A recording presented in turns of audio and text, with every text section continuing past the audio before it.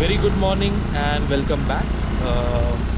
So I drove all the way from home today, early in the morning at around 7 a.m.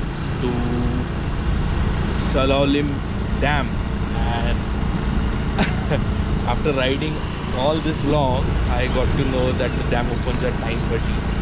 So if you're planning to come only after 9:30, it's in the forest area and they need to make a note of the entries and all that. So missed it this time, but then no worries. I shall